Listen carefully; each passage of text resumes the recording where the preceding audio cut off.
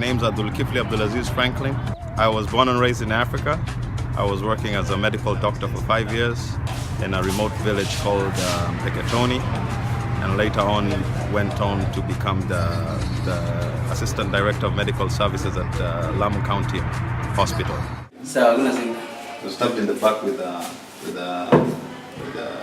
the scissors, and the last piece of the scissors remained inside. So we sent him for a CT scan, went to Malindi, but they've been unable to remove that last fragment.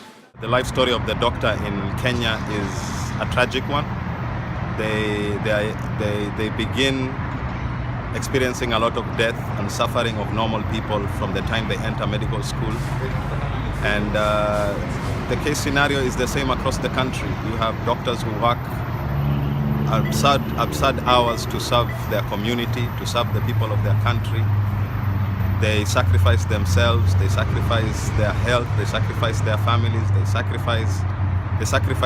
put a lot on the line so that they can serve the underserved. So those are the two areas where you're having challenges. I used to run 2 hospitals at the same time. So you can imagine there were a lot of cases that were going on, there were emergency cases, and that one have occurred post Peketoni attack. Peketoni was attacked by the Al-Shabaab in 2014.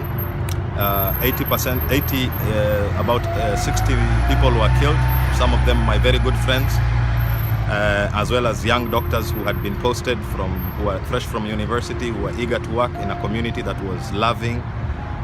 It was a wonderful community, and still is, and they were attacked for 8 hours, and there was a lot of death and destruction. I knew as a medical doctor throughout my experience that the little knowledge I received in training was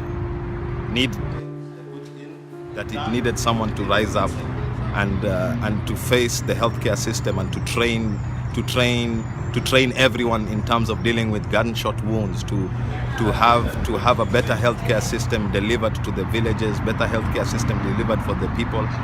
And it was at that moment that I had a realization, and seeing all those bodies on the streets of your friends, to be in that particular area during the attack, the fears, the hopes, and to see a people rise after such an attack is an amazing thing that I think only very few people get to see in their lives.